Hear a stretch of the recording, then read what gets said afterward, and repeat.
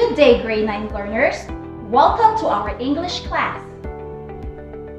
Before we start with our lesson, please take note of the following reminders. First, prepare your paper, pen, and your self-learning module. Then, you can play or pause this video whenever necessary. Our topic for Quarter 3, Week 3 is Assessing the Relevance and Worth of Ideas Presented in the Material Viewed, with a poem entitled Mother to Son. With the most essential learning competency, determine the relevance and truthfulness of the ideas presented in the material viewed. Here are our learning objectives. First, make connection between the present text and the previously read text. Next, assess the relevance and worth of ideas presented in the poem. Then, draw generalizations and conclusions from the poem. Finally, explain how the tone of the poem helps clarify its meaning. Before we start our discussion, let us first unlock some unfamiliar words that you will encounter as you read and listen to the recital of the poem. Choose only the letter of the meaning on column B that corresponds to the words on column A.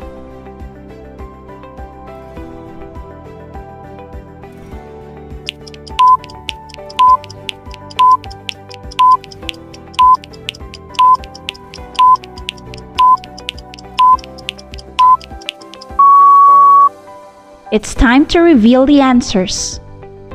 Number 1, the answer is letter B. A solid having a highly regular atomic structure. Number 2, the answer is letter D. A short nail with a sharp point and a large head. Number 3, the answer is letter E. A small thin sharp bit of wood, glass, or metal. Number 4, the answer is letter A. Support consisting of a place to rest the foot while ascending or descending a stairway. Number 5, the answer is letter C. Go upward with gradual or continuous progress. Today, we are going to read another poem written by an African-American author named Langston Hughes, and together, let's find out why the poem is entitled Mother to Son. Here are some additional background information of the poet Langston Hughes, who also wrote the poem Dreams Deferred. While Hughes' greatest achievement was his poetry, which related and celebrated the African American experience, he was also a novelist, dramatist, short story writer, and journalist, making him one of the most versatile Black American writers to grow out of the Harlem Renaissance of the 1920s and 1930s. Before we read the poem and begin the discussion, let me ask you some questions. First, what can you see in the following pictures? You're right. You can see the faces of happy mothers and along with their sons. What is your stand in this quotation? The bond between a mother and son is a special one. It remains unchanged by time or distance. It is the purest love, unconditional and true. It is understanding of any situation and forgiving of any mistake. Let's start. Mother to Son by Langston Hughes. Well, son, I'll tell you. Life for me ain't been no crystal stair. It had tacks in it, and splinters, and boards torn up. And places with no carpet on the floor, bare. But all the time, I've been a-climbing on, and reaching landings. And turning to corners, and sometimes going in the dark, where there ain't been no light. So boy, don't you turn back. Don't you sit down on the steps, 'cause you find it's kinder hard. Don't you fall now, for I've still going, honey. I've still climbing, and life for me ain't been no crystal stair. Here are some important concepts about the poem.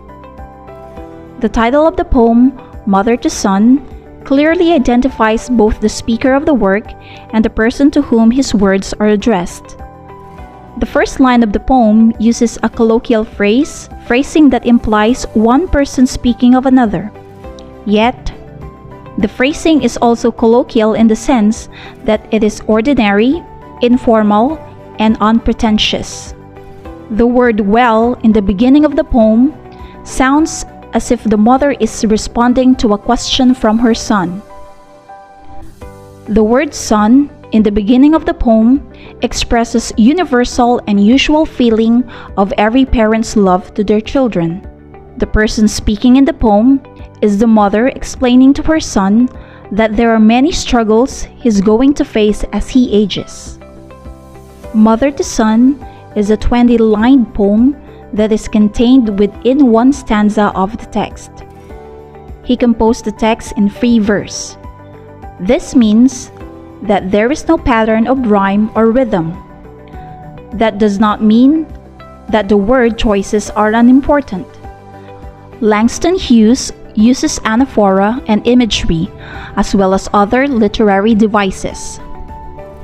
Anaphora is the repetition of words at the beginning of lines, as well as just a general repetition of words throughout the poem. Anaphora is clearest in lines 4 to 6 and 10 to 12. All these lines begin with and.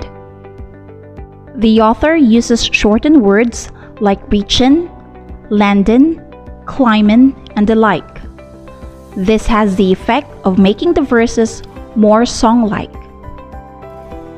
Hughes uses the staircase as an extended metaphor.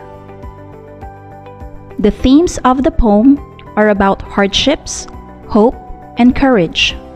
The poem explores the dignity and determination of a person when facing problems.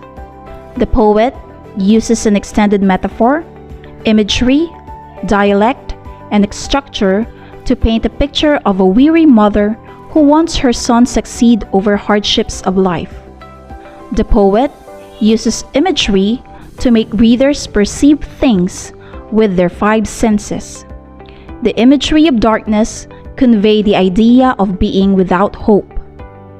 The images of tacks, splinters, board carpets show difficulties of life. The tone is colloquial towards the subjects of life. Let us analyze the poem by verses. For verses 1 to 7, the speaker sets up the conversation between them as informal. The main thing that the mother wants to tell her son is that life doesn't seem easy for everyone. The mother is describing the poor conditions she has to deal with, and she still manages to surpass all of them. For verses 8 to 13, the speaker is still moving forward, and that it is the lesson she wanted her son to learn. The speaker describes the different periods of her life by inserting landings into the staircase, for these are the places where she might be able to take a rest. The speaker is not afraid of what lies ahead on the other side. For verses 14 to 20, the speaker uses the word boy to call his attention and make sure he is still listening to her. The mother tells her son that he cannot turn back no matter what he might be going through. The speaker warns her son against falling. The speaker reiterates that even though life is hard, she still manages to beat the hardships in life. After exploring the ideas and concepts of the lesson, how about a short practice exercise? Directions. Answer the following guide questions below. Write your answers on a piece of paper. Number 1. What does the poem Mother to Son want to imply? Number 2. What is the tone of the poem? Does it help you clarify its meaning? Why or why not? Number 3. What advices did the mother give to her son in the poem? Number 4. What is the mood of the poem? Number 5. To what does the mother compare her life in the poem? Number 6. Explain the significance of the crystal stair mentioned by the author in the poem. Number 7. What generalization or conclusion can you make in the poem? Learners, please refer to your self-learning module for the rest of the activities. Job well done! Congratulations for accomplishing Module 3.